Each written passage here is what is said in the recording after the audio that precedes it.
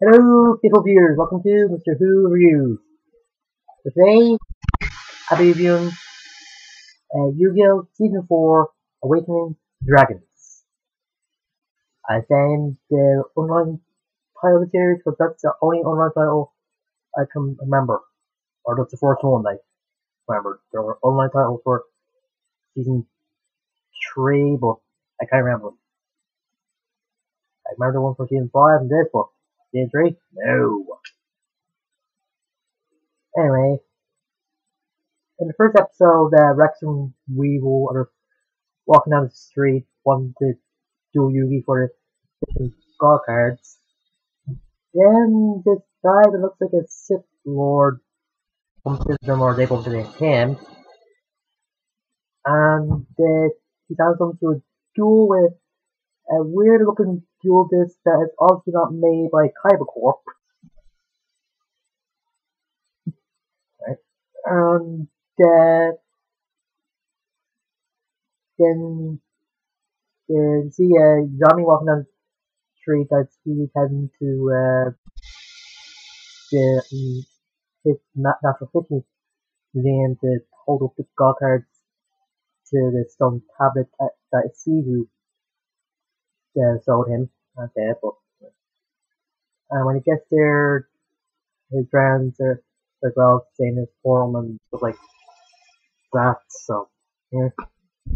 As he is holding up the god cards, there's this other force that is talking and taking the energy from the god cards as he's doing it. And for some reason, the stone tablet turns to ice. And then all monsters come out. The season 4 is actually the darkest season from the original series. And it brings back some of the old characters and brings in some new ones as well. Not that the best villain of the entire original series it is. Darts. He's just a great villain. He's cunning. He's like a really cult leader the way he talks. And the English dub.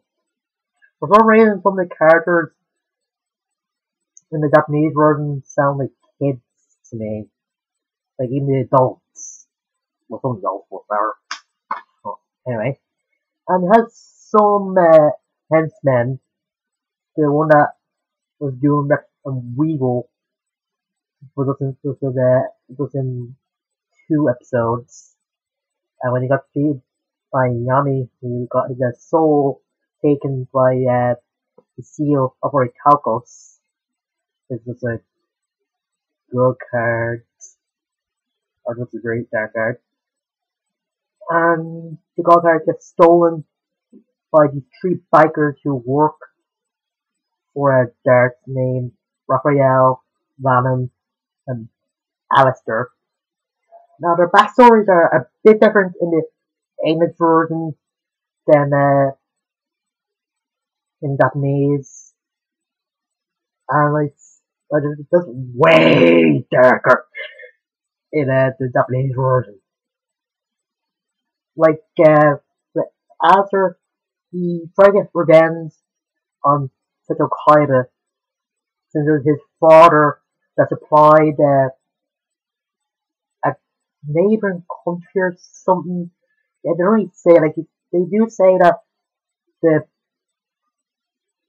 country that Alistair and brother was in war with another country, but they don't really say which countries are at war, so I don't know. Anyway, and he blamed Seto Kaiba and his father for after his brother, because in the Japanese version, his brother was killed in a tank. In the English version, he was just taken by the enemy. It's just wow. I can understand why they didn't want to put that in the English version, but still, it's just good motivation. Just good. And with Alistair, he has a kind of well, some feelings from yes, yes, it's go back in this scene and get to her in a minute. With his backstory, well, in that neighborhood, he is raised in an orphanage, but it's known in a church. I'm saying I'm wrong, sorry. And these guys bought the church, and when the guys were hassling the nun, Valen's gonna beat them up, but the nun stopped them. And afterwards, the people that bought the church burned the church down to the ground. This! Then after being up, then he was sent to some detention centers, and just in a straitjacket. That's good. Well, in the English version, he did get sent to the detention center, but they just cut out the whole church thing. Like, even Dark says they framed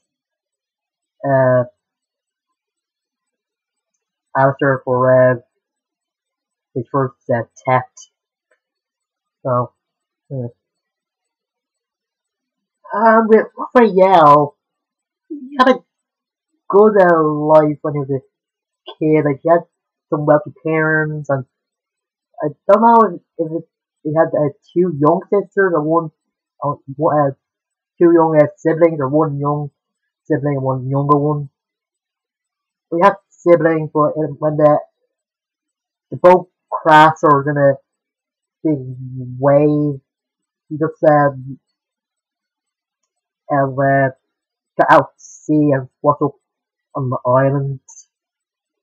And when he got back to the world with the buildings and that, found out that his family is dead. While the English version, Dark said that his family just forgot about him and stuff like that, and his wealth was taken by his other family members or something like that. Some similar to Kyle, but whatever. And then there's a scene in a graveyard where in the English version he digs the graves of his parents, but in that English version he digs up the graves of his parents, but the English version just digs up the Orichalco's dual disc. It's just, I think the Japanese version, the backstory is just better. The way Dagger fit more with the tone of the spell at the time. It was better. Oh god. And anyway, they're all making mirrors of the respected characters, and so like Alistair's mirror of Kaida. Oh no, not after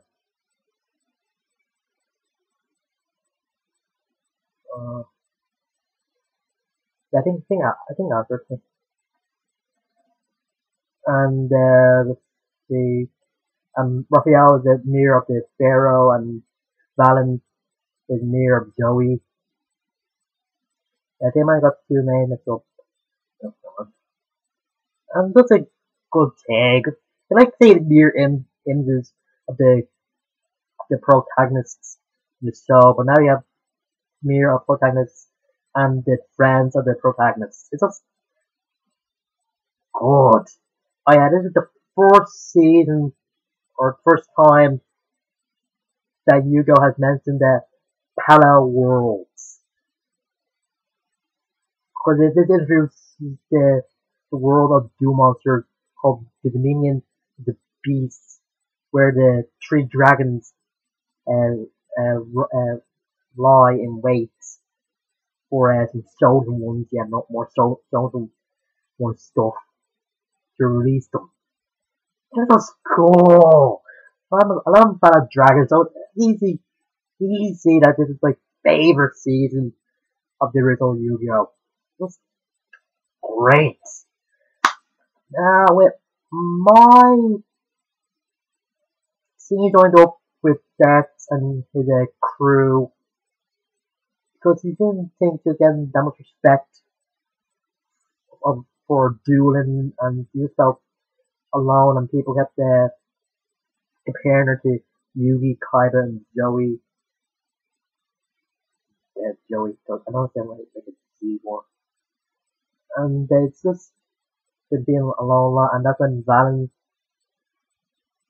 came in and just introduced her to Master Dark. And as I said, he's like a flipping cult leader, using her insecurities and her doubts against her. He's just a cool character. Oh god. And you look at the different voice actors in it. I don't know if the other one, this one had a break or just couldn't do the voice anymore, or he just fired. Well, it's kinda good. But sometimes that isn't good. That is that when having some flashbacks of some moments with her and Joey, they put in the new voice in the old scenes from the different the previous 3 seasons or 2 seasons. I don't even mind putting in the new voice, but some of the lines that are said are a bit different to what they originally were. Do the people that read or even see the episodes that she was in? I don't know. And then with the dragons, eventually the 3 dragons you get together with Ayami having the eye Mayas and Joey having the banging crickets. I love God has the banging crickets and Joey the called Hermos. And Texas gets taken by Mai with the seal. And after he gives Yugi a key to go to his purple compound in the Industrial Illusions, which is the company that makes Duel Monsters. And it reintroduced Duke Devlin in it for some reason. I guess it's needed somebody to have a car or whatever. I also reintroduced Rebecca Hawkins. She looks great in this, but again, the age thing was a bit weird. Like the first time that she was introduced in Japanese version, she was 10, in the version she's 8. And now she's about 14 in the Japanese version, or 12, I don't know. And in this, she's about 10 as well. What's wrong with the age? Couldn't they have her the same age in the version, like in the Japanese version? I don't get it. I actually it's a costume now. It's just weird. I kinda get the 14-year-olds have in costumes since they might have like be more mature and maybe smart enough. But a 10-year-old, I don't know. Oh yeah, see, it's the one that starts the trend of a younger female character after dueling the protagonist of the show having the crush liking the protagonist of the show until the end. Well, this isn't as bad as like Blair or Annika Boom. I mean, her appeal seems more real compared to theirs, because he does say that he does like Yugi, and Tay doesn't really know if he likes Yugi or Yami, but whatever. So I think those two still got together at Yugi and Beckett, but what can I say? Oh yeah, and he also has the moment where the Pharaoh turns evil for a while when he plays the seal. And it's just good to see it hearing that Dan Green do the evil Pharaoh. It's just cool. And afterwards when he loses and Yugi gets taken, he has the whole whole arc of him accepting what he did and just trying to get Yugi back. It's a good arc for the character, and I'm really glad that he did it. And oh yeah, and also forgot to mention that they used the music from the Premier Light movie in the season. It did sometimes, but I think they overused it a little. But and it also introduced three new characters that are connected to Dark. But I won't really say how, in case nobody has seen this, so I don't spoil too much. And the characters are Ironheart, Chris, a girlfriend Chris, and her pet wolf Sky. They're just cool characters. Oh yeah, and have stuff about Atlantis in this, which is just cool. And the duels in it are good as well. I think the best ones have to be with Balan and Joey, and the second duel with Alistair and Kaiba, and the second duel with Yami and Raphael. I'm not saying a lot, but if that Goblin can do it and nobody minds, what can I? But the great one has to be the duel between Yugi, Kaiba, and Darts. Especially when Darts tries to get Yami to forfeit. And Seal is going into him, and Yami's having flashbacks of all the friends being taken. And then the puzzle just glows after a tear falls down from Yami and just pushes the Seal back, and just from holograms or visions of all the people that Yami knows or just cares about come up to protect them, and just it's just a great scene. And the part where Kaiba loses his soul is good as well. It's just great. And yeah, and other than the three bikers, that has the creatures called the Orichalco soldiers, which are just amazing. They have to be one of the best heads in any show. It's just great. Oh god. And the battle that Yami, Kaiba, and Zoe have with the Great Leviathan, which is the creature that harnesses the power of the Orichalcos, and the thing that Dark was worse than comes. It's just great as well. It's just fantastic. But the last episode season is just okay. It's just a calypso of the entire season. Just some characters waking up, or someone just waiting for some people.